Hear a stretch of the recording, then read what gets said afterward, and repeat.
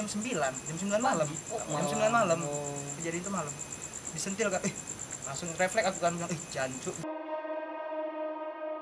Malam semua. Untuk horror story kali ini kita kedatangan tamu lagi.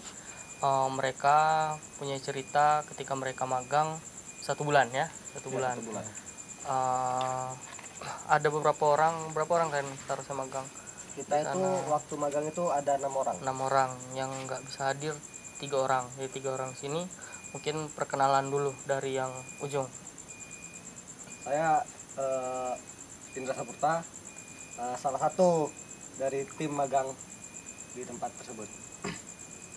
Perkenalkan, nama saya Yogi, sama kayak Indra Saputra juga. Saya satu tempat magang dengan beliau. Kita perkenalkan, nama saya Baru Rozi. Saya merupakan salah satu dari anggota magang di tempat tersebut. Sosmed yang bisa dikunjungi, atau ada yang nyepuin kalian? Nggak ada sih, Bang. Ntar dicantumin aja.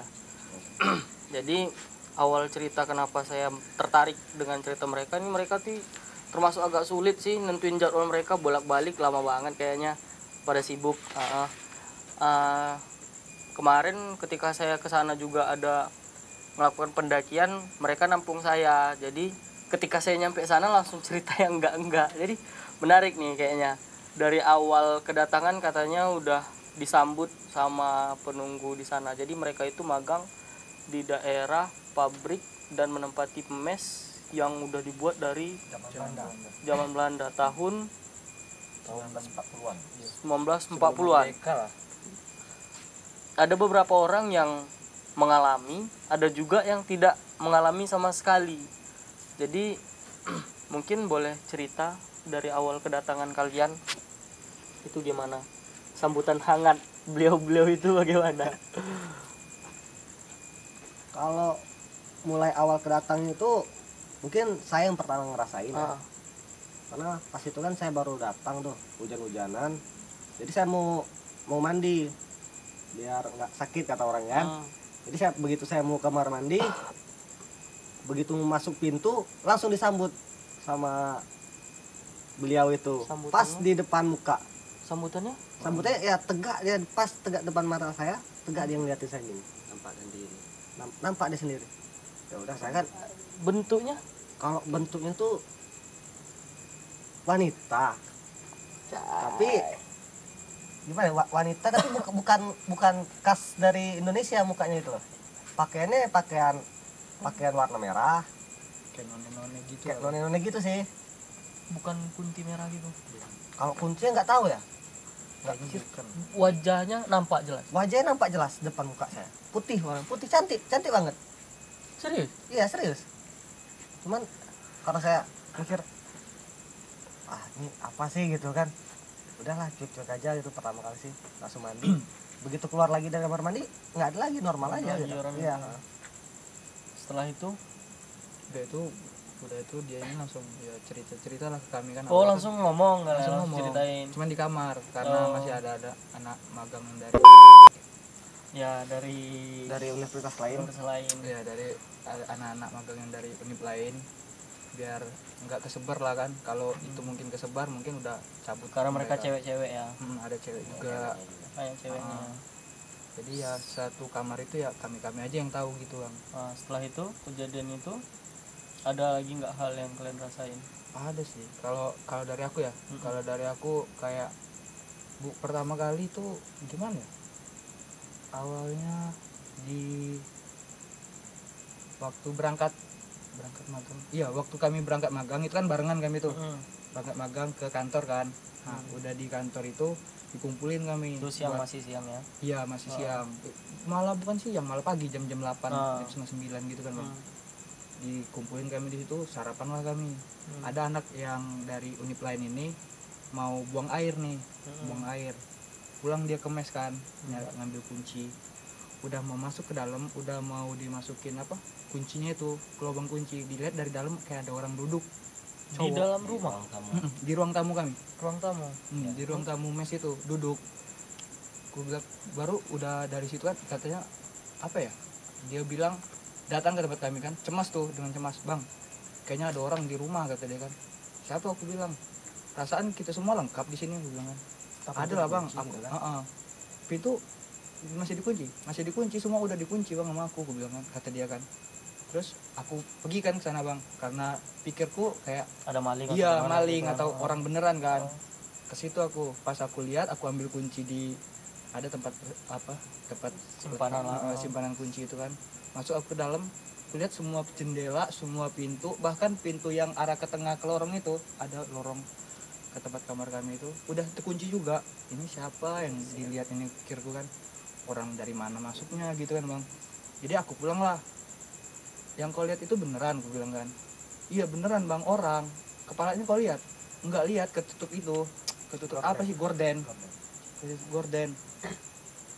Nah, dari situ udah mulai kayak, oh mungkin yang diceritain Indra kemarin bener, ada kaitannya gitu ya. Kayak adalah emang bener penunggu. Awal itu kan kami bercanda-bercanda kan, Enggak lah gitu, masih belum nggak percaya mungkin ya. lah, gak Tapi yakin. setelah kejadian yang itu, Setelah aku ngerasain sendiri, lihat yang diceritain dia sama yang aku lihat ke lokasi itu, emang bener mulai timbul tanda tanya makin udah jadi mulai gitu ya. lain gitu pikiran kamu. Tapi tetap kami pertahanin buat nggak cerita ke anak lain sih gitu.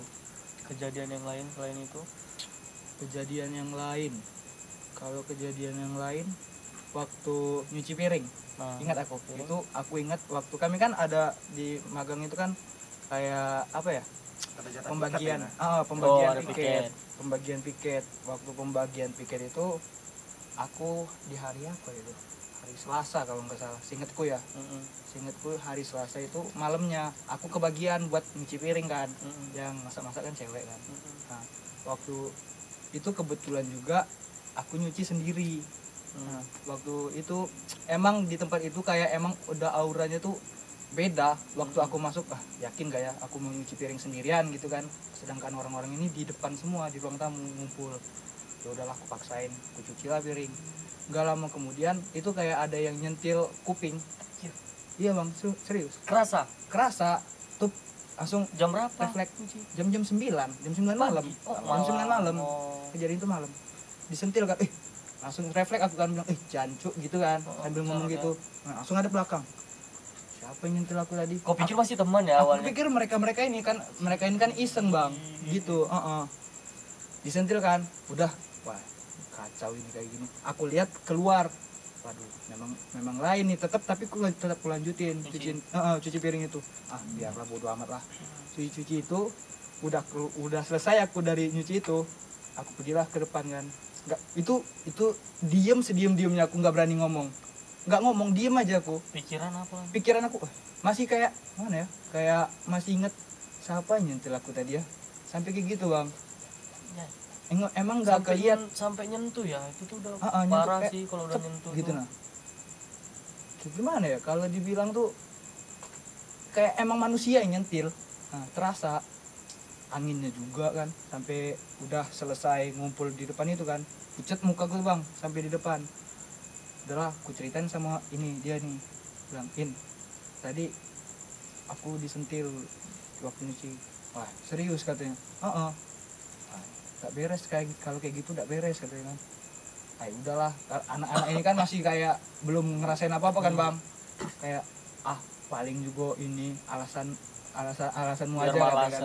Malas nyuci piring gini-gini, padahal tetap kulanjutin cuci piring aku tuh. Udah dari situ udah selesai. Dia besoknya langsung kayak ibarat apa ya, kalau kita udah dengar cerita orang kita ngelakuin lagi jadi parnoan. Dia setiap nyuci tuh gini terus sendiri. Lucunya gitu, kayak terulang lagi ke aku gitu kan. Tapi kejadian yang sampai parah kayak gitu, ada yang masih nampak lagi, ada nggak? Atau sampai kalian digangguin? Karena waktu saya ke sana juga tuh tempatnya itu memang kayaknya ya gimana ya, agak merinding. Iya, aneh kayak gitu, karena masih bangunan Belanda. Terus posisi tuh banyakan lorong, pintu itu banyaknya bukan main. Iya kan? Satu kamar tuh pintu tuh tak berapa kayak gitu, ini keluar kayak gitu. Terus sebelum mereka ini magang, ada rombongan yang magang tahun lalunya kayak gitu ya. Ya itu hampir seminggu sekali tuh kesurupan gitu katanya ya. Nah, jadi memang katanya tempat itu memang udah agak itu sih ya, mistis gitu memang ya. Tapi setelah kejadian yang itu ada lagi nggak kejadian yang lain kalian alami? Mungkin bukan aku aja ya bang, waktu awal mereka udah pada mulai tahu semua itu waktu kami ngumpul bareng-bareng di ruang tamu. Kebetulan yang anak yang lihat waktu laki-laki yang di rumah itu waktu sendirian itu, kebetulan dia juga yang lihat waktu kami ngumpul rame-rame itu di ruang tamu kan, cerita-cerita asik-asik cerita, tahu-tahu dia datang ngadep ke arah tempat sholat. Di sebelah kanan itu ada arah tempat sholat waktu di ruang tamu. Iya, kan. tahu. Nah, abang lihat juga kan, gelap waktu itu kan. Nah, waktu dia datang, dia lihat ke situ langsung bilang astagfirullahaladzim. Tiba-tiba dia ngomong kayak gitu, langsung gini matanya kan, langsung nutup mata. Wah, kami nih yang udah mikir ya. Aku sama dia nih udah, kan kami udah lihat kayak gitu kan, udah mulai kayak waduh, udah mulai gini nih. Udah dari situ mereka yang lain ini mulai parnoan semua, lihat apa yang kau lihat katanya, apa gimana ada apa katanya gitu kan, sampai gitu dia ngomong. Jadi cewek-cewek pun cemas juga, gak berani ke kamar, semuanya gak berani ke kamar. Dia ngomong itu dia pindah tempat duduk ke sofa yang lain, tetap kayak gini, padahal itu yang dilihatnya itu mungkin udah hilang karena udah kebawa gitu bang. Kalau gambaran tempatnya itu ini sofa ya kan, di situ itu kalau rumah orang luar tuh kan ada kayak Ada tungku pemanasan dalam rumah tuh yang ada corong ke atas tuh. Nah itu di situ, terus ruangan Pak sholat ya. Iya, Nah, itu tuh kaca, pintunya tuh kaca lebar gitu ya kan. Nah mungkin dia nampak dari kaca kayak gitu. Dari kaca itu mantul ke dalam. Kalau Roji sendiri?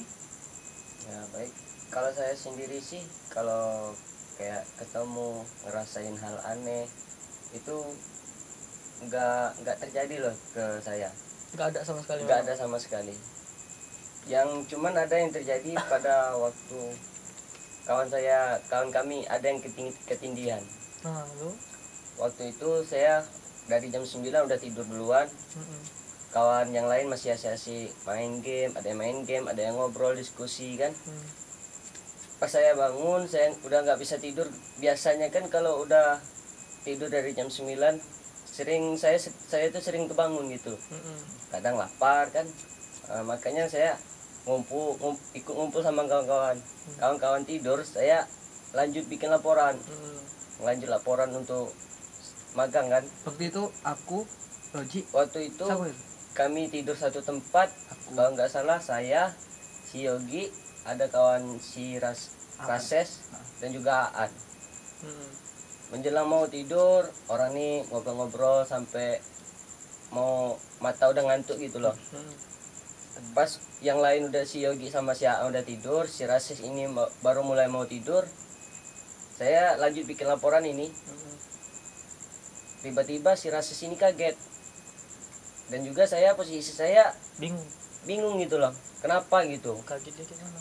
Kagetnya kayak terkejut gitu loh. Kayak gini lah bang, kalau kami kan Rases tuh posisinya aku tidur di sini, Rases di tengah, Aan di sini. Sedangkan Roji buat laporan di ujung situ. Paling ujung. Posisi situ. saya ngadep ke sana. Orang tidurnya di sini semua. Ngebelakangin lah berarti buat dia. Setelah Rases tidur ini, padahal aku samping Rases tuh. Dia cerita, dia bilang kayak apa ya? Aku kayak sesak napas waktu tidur tuh Ji. Kayak ibarat tuh kalau orang-orang biasa kan bilang ketindihan kan. Ketindihan. Manggil aku aja nggak bisa dia. Mungkin orang di samping aja nggak bisa. Manggil orang di sampingnya aja nggak bisa. Jadi dia ini untung masih bangun dia. Kalau yang sadar tuh apa yang kau lihat dia tuh kayak mana? Ngapain? Pas saya lihat dia kaget gitu kan, nggak lama dia ketindihan seperti itu, dia kaget gitu loh. Dia ngomong astagfirullahaladzim kayak gitu. Kayak kejang-kejang nggak? Bukan kayak kejang, kaget ya. Dan juga dia setelah ketindihan dia langsung ngajak saya ke belakang. Ji, ayo kita ke belakang yuk. Ngapain ke belakang? Adalah, ayo pokoknya ke belakang aja lah. Sudah, saya istilahnya saya memahami gitu loh keadaan dia gitu. Ya udah, saya tunggu sebentar, saya beres-beres. Langsung kami ke belakang. Ngapain ke belakang? Istilahnya pindah tempat tidur gitu. Oh, Ibarat udah nggak nyaman mungkin. udah nggak Dan nyaman. juga kami waktu itu tidurnya beda dari tempat kami biasa tidur. Oh, Kami Tidur di tidur kamar di depan. Kamar depan. Waktu itu disuruh sama Menurut cerita dari kawan-kawan setelah magang, di kamar depan itu memang ada. iya bang. Sama kayak Indra, nggak jauh loh dekat Indra, dekat kamar mandi. Pas di gang-gang itu bang kan. oh main yang kejadian pertama kali ketemu. Iya. Di Bukan persimpangan banyak itu. Oh, cewek itu Itu tadi kan ya. pertemuan beberapa pintu itu. Antara pintu kamar depan sama pintu WC. Noni tadi ya. Nah, Yang kejadian yang lain yang kalian ngalami bareng-bareng tuh. Yang barang-barang. Oh yang bareng-bareng itu tuh sebenarnya tuh pertama tuh pengen ngecek bang itu kan ada Nyoba, tuh uji nyoba, nyali. uji nyali kan. Serius? Sebenarnya Yang di uji kamar nyali itu ya? gitu. Heeh. Oh, di kamar. Itu nyoba beneran ada apa nggak sih? Kalau ada itu kan. Apa memang betul ada apa Memang enggak betul ada gitu. apa Apa yang enggak. dilihat selama ini Ah, hanya halusinasi gitu halusinasi. ya. Ah, itu kejadiannya gimana? Jadi itu kan kalau kata orang tuh lagu Lingster Bunyi itu kan lagu pemanggil, Pemanggil, ya. ah. Nah, jadi tuh ya kami coba tuh ngidupin lagu nggak lama sih cuma berapa detik. Beberapa detik itu lagu dimulai langsung itu dari atap kamar yang di belakang itu langsung kayak di mana didobrak orang itu bang. Bukan pelan Digedor. kayak digedor bang. Gitu. Serius? Pas- Kuat beneran ya. Pas keesokan harinya, kami istilahnya kami tanya juga sama anak-anak sebelah kan, Denger nggak? kalian dengar nggak gitu? Ada yang Dengar gedor-gedor. katanya. Gedor-gedor di atap katanya. Gede-gede di atas. Di atap itu. Di atas. Atas tempat kami kamar tidur. Bukan kayak tikus jalan gitu enggak? Bukan Enggak, kayak beda, Bang. didobrak emang didobrak Kalau beneran bang. kalau juara tikus kan tahu gitu sendiri lari kan. Ah, Lari-lari anjir. kalau dek dek dek gitu. Serius om kayak gitu? Iya, suaranya gede. Ini anjir. Tapi selesai dari itu nggak ada yang ganggu lagi kalian atau ada hal yang Itu masih sih. Kalau yang aku apa teko aku jatuh. Nah, waktu masak air kami itu tuh acara apa ya? Harus makan. Sebelum makan masih panas Sebelum loh. Masih ada apa udah? Hah? Masih ada udah, Dik? Ban- Udah ada lagi ya? Oh, udah ada lagi waktu itu. masih ada tuh udah balik Jambi bukan ada lagi masih hidup nih. Iya, iya. Maksudnya gitu. Waktu habis masak air kalau nggak salah. Bang. Ah, Pokoknya kejadian itu sering kali tuh di lorong antara mau ke ruang tamu sama ke kamar. Yang jalan lorong itu loh. Heeh. Yang kiri kanannya gelap semua. ah. Itu posisinya aku megang teko nih. Bener aku megang teko, Bang. Aku sendiri ya megang.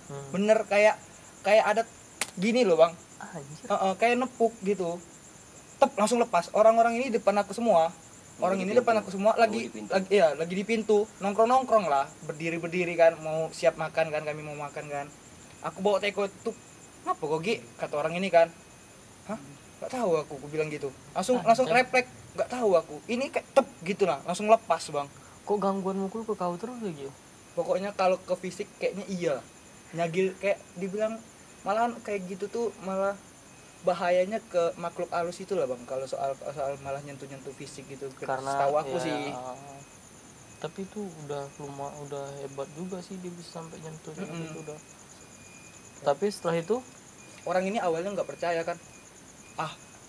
Paling apa akal-akalan kau aja sendiri bisa jatuh itu. Jatuh-jatuhin, Ngapain juga aku jatuhin air panas sengaja di Iyalah. depan orang-orang ini, Bang. Kalau sedang beda jatuhnya tuh gini aku langsung kayak dipukul gitu. Ya? kayak dipukul mental tangan. Aduh. Pantas ya apa namanya dapur yang di situ jarang kalian pakai.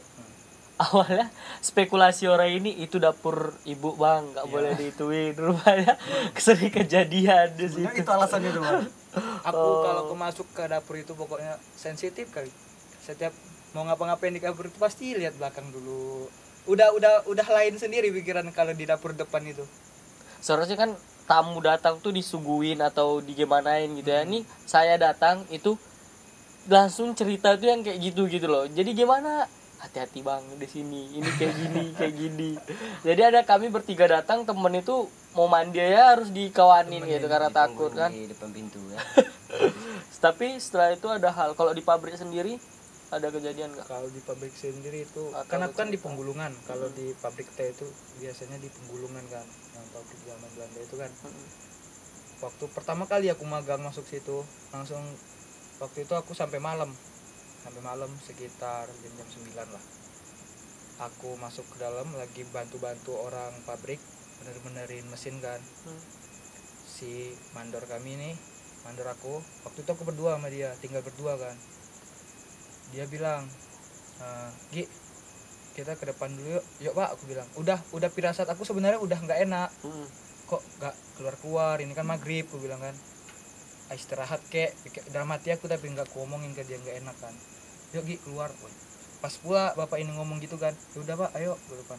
Pas diceritain di kantor, dia ngomong, tadi di mesin OTR 5 itu ada cewek baju putih, kepalanya nggak ada. Dia ngomong gitu. Emang kayak apa ya, kalau dibilang aku dengar aku dengar bang dari apa pekerja pabrik si bapak ini emang suka ngobatin lah orang-orang yang sering kena penyakit gitu ya. gaib gitu kan, Bisa ngelihat lagi gitu ya. bisa ngelihat. Dia bilang sama aku, terus aku bilang juga sama dia kan, sebenarnya pak tadi tuh aku udah mau ngajak keluar, cuman kan aku baru di sini jadi aku nggak enak, aku diem aja. Aku bilang kebetulan juga bapak ngajak aku keluar kan.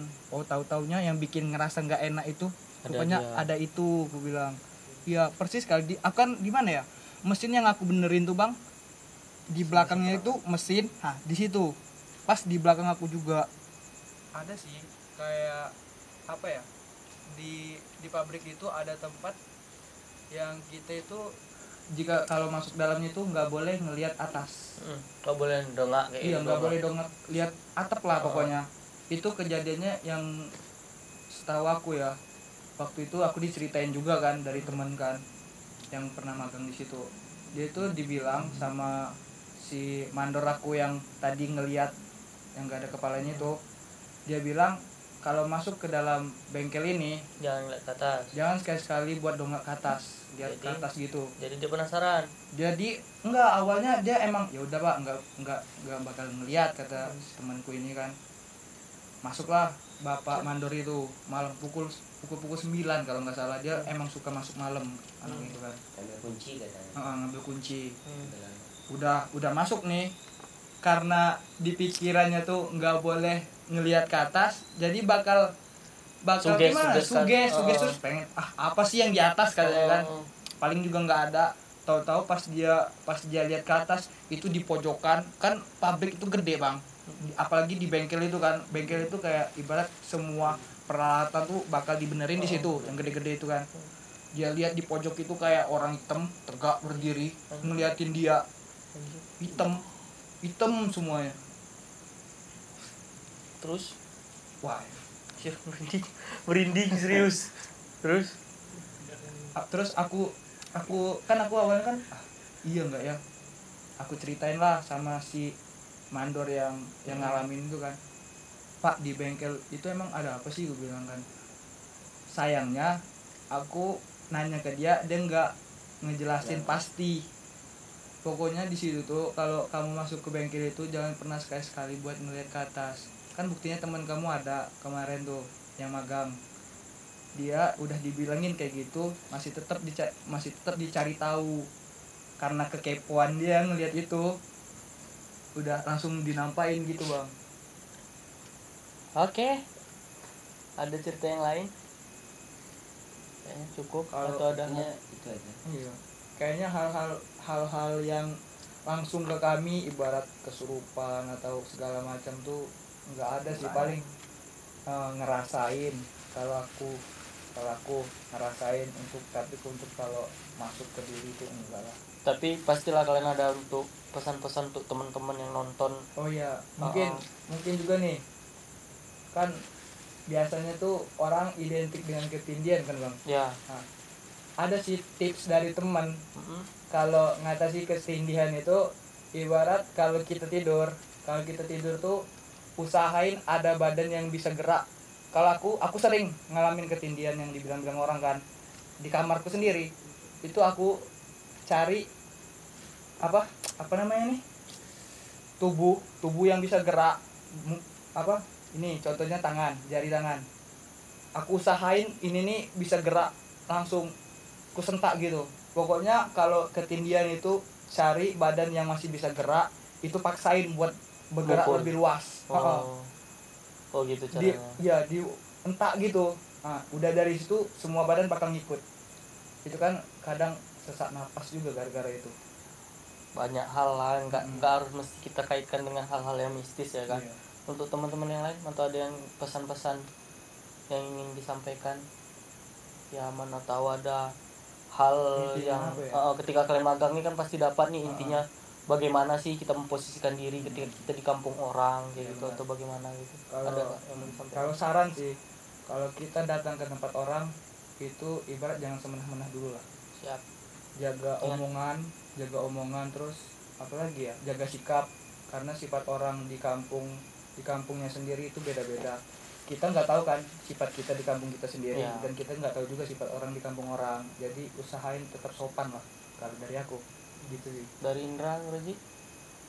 Kalau dari aku sih mungkin kalau kita ke tempat yang baru atau ke tempat bukan asal dari kita harus minta izin gitu. Minta izin dalam artian tuh karena kita ngelakuin apa yang kita mau itu. Kita minta izin, ya minta ya semoga ya jangan deh sampai pernah kejadian kayak kami gini kan, soalnya kan horor juga gitu kalau sampai kejadian kayak gini. Karena bahwa begitu saya datang itu kan langsung disambut tuh. Gitu. Jadi tuh kita harus tahu, harus percaya lah bahwa kalau mereka itu emang benar ada gitu. Itu aja sih. Roji? Oke, itu intinya juga kita bikin video ini bukan semena-mena hanya untuk menakuti teman-teman, untuk menakuti penonton, mengambil hikmah apa yang didapat dari situ agar kita sadar bahwasannya kita hidup berdampingan sama mereka dan kita juga lebih menyadari bahwasannya mereka punya kehidupan, kita juga punya kehidupan, saling menghargai. Terima kasih.